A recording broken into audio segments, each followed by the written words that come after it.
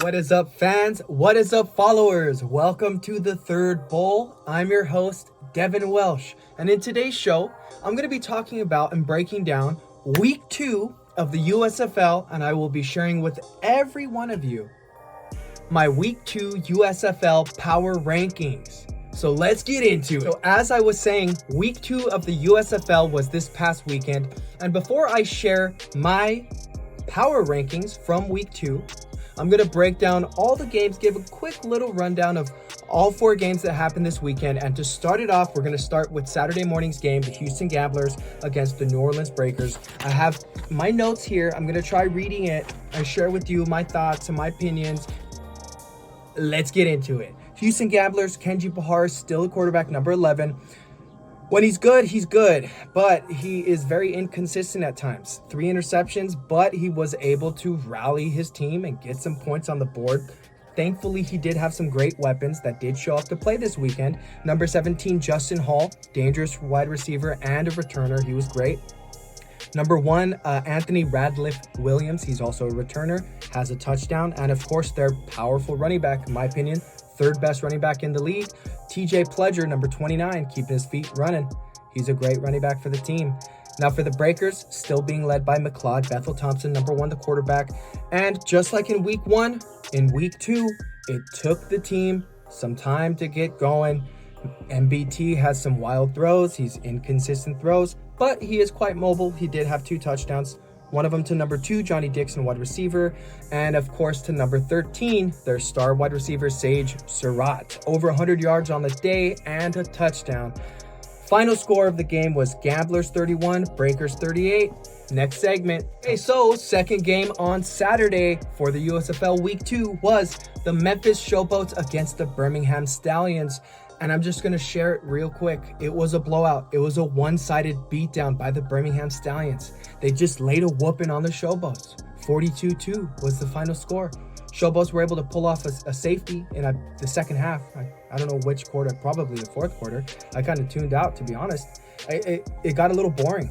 The Showboats could not get anything going offensively. The Stallions' defense was just too dominant. It was not fun to watch at all. Brady White for the Showboats couldn't get anything going. Alex Collins, the running back, couldn't get anything going. I think the Showboats are going to go out and try to get a quarterback because neither one of their quarterbacks are doing any good. They had a second quarterback, Ryan Willis, number 10. He came in, nothing out of him. So Stallions, of course, dominated. They had Alex McGough, number 2, the quarterback, another MVP performance. He's always mobile. He's a leader. He's a threat. He is the rhythm maker for the team. Jace Sternberger, number 12, the tight end, another big day for him. It was tight end Saturday, I guess. So Sage Surratt for the Breakers and Jace Sternberger for the Stallions, just having a day. CJ Marable, number 11, running back for the Stallions. He was playing alongside number 4, Zaquandre White, because Bo Scarborough, their starting running back, is out on IR. They both great running backs. This is the deepest roster in the league. They were the defending, they are the defending champions. They were the champions last year. And I can see why. They just have so much depth. They have a great team. They have a great quarterback in Alex McGough and in Jamar Smith. So either way, I would not be surprised if they win the championship again.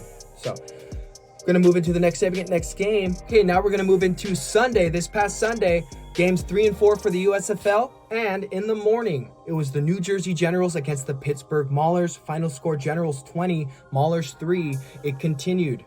The beatdown from Saturday night continued into the morning. But it was relatively close at halftime, right? So the Maulers and the Generals, they were doing slowly, right? They were playing very slow, nothing could get going for either offense. We have the Generals who were led by DeAndre Johnson, the quarterback, but came out. Dakota Prukup, number 9, came in. He was able to get something going for the Generals. It all started when he was able to hit number 18 wide receiver Cam Eccles-Looper for a touchdown. He took the pass. I remember it was a quick... He hesitated like 2 seconds on a wide receiver screen. I've never seen that before, but his receiver was able to see the block, got in for the end zone, and got the touchdown. It was nice. Maulers need some help, though. Their quarterback situation, James Morgan, I don't know what's going on with him. He is a big, tall dude that is not mobile and can't push the ball downfield. They have number 11, Troy Williams, as their backup quarterback, but he did come in the second half. He might be the starting quarterback moving forward. The only saving grace of this team is number 17, Isaiah Henney. I've been saying this since last week. He's a great player. It's kind of sad to see him on such a terrible team, but that's how it goes. Now we're going to move into the next segment and the final game of the weekend before I share my power rankings. Let's go. Last game of the weekend for USFL Week 2 featured a showdown of the undefeated teams in the North, the Philadelphia Stars and the Michigan Panthers, my team. Panthers ended up on top, 24, Stars 10. Gonna share some notes real quick because it was just a great game. To start it off, the Panthers defensive line did not give Case Cookus any time to get cooking. Breland Speaks and company were just punishing that offensive line all game long, wrecking havoc and just hurrying Case Cookus, tipping balls, intercepting things. It was just such a great defensive showdown for the Panthers, and it was great to see them play like that at such a high level defensively moving forward. To see, hopefully that defense can play and show up when we face the Stallions. But let's get into some more of the details. Josh Lubb, number 12, starting quarterback for the Panthers. He did okay. He had 50% completion rate. I think he had a touchdown, a couple interceptions. 2 interceptions I see here. Number 2 and number 3. Number 2, Stevie Scott, running back for the Panthers. He didn't get too much playing time, but that's probably because number 3, Reggie Corbin, had a monster day. Monster day. He's nominated Player of the Week for Week 2. Best running back in the league, in my opinion. And I don't care. Best running back in the league, in my opinion. Now, number 8, Joe Walker for the Panthers. He's a problem. He is a problem. He had 4 massive drops in the game against the Stars. Something needs to happen with him. I don't know what we do in that situation because he had such a great performance in Week 1. And in this game, he just was slipping. He just couldn't catch anything. He did have a couple... Should take that back. He did have a couple catches in the game that were meaningful, but 4 drops when we needed it. Not good. Case Cookus, still a great quarterback in my opinion. His offensive line needs some help. He does have great weapons around him. Once again, Devin Gray proving why he's one of the greatest receivers in the league. Corey Coleman, wide receiver number 1. Number 14, Overton, wide receiver. He did have a touchdown. He did have a fumble. It's hard to read my writing sometimes. But all in all, final score of the game, Michigan Panthers 24, Stars 10. And in this next part, we're going to finally get into the power rankings. Moment you've all been waiting for. The Third Bowls USFL Week 2 power rankings. Number 1, Birmingham Stallions. They're up 2 spots from last week.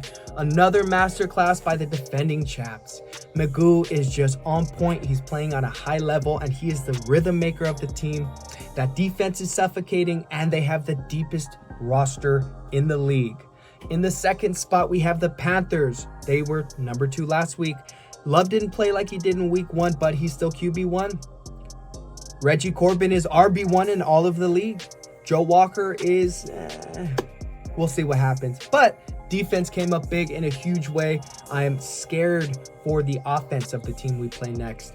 In the third spot, we have the Stars. They're down 2 spots from last week. And in the fourth spot, I have the Breakers. Here's what I wrote about the Stars. If they played the Breakers, they would win. That's why I don't have the Breakers at 2-0 above the Stars at 1-1, right? Case Cookus is still a great quarterback, and he did get a little injured in the game. His offensive line did break down in the game. So that's why I have the Stars at 3, Breakers at 4. MBT saves the day once again for the team, for the Breakers in the fourth quarter. And that's because he still can't get it going in the first half. That's why another reason why I have them ranked 4. In 5, we have the Generals. They're up 1 spot. Seems that Prukup will be QB1. He's mobile. He's got a quick ball, and he's a good quarterback. They have a solid running back room with Benjamin Victor and Kingston Davis. Cam Eccles-Looper is a great wide receiver 1. And they had 3 sacks against the Maulers. It's not really saying too much, but we'll see what happens next week. In the 6th spot, we have the Houston Gamblers. They're up 2 spots. They are not in 8th anymore because of how well they performed, even though they are 0-2 in both outings, Week 1 and Week 2. They performed at high levels, highest level compared to week 1 this past weekend. In the 7th spot, we have the Memphis Showboats. I know after the beatdown, 42 points from the Stallions, a lot of people are going to have them in the 8th spot. But I do remember their week 1 play. Against the Stars and them keeping it close against the team that went to the championship game the season before. I do remember that. So, with all that being said, they are not as bad as the Maulers, who is in 8th for me. The Maulers in last place. Stagnant QB play. They have huge kicking issues in special teams. Missed field goals, kickoffs, lots of penalties. Their own line is inconsistent. I remember hearing that they switched their left and right tackles from week 1 and week 2. What's going on with that? I have yet to see a reason why I should put them any higher than 8. Alrighty fans, alrighty followers, thank you so much for tuning into today's show of the Third Bowl.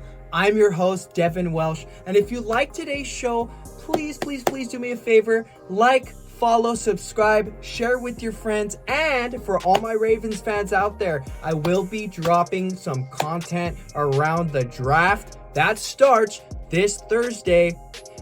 This was so much fun. Thank you so much, and adios.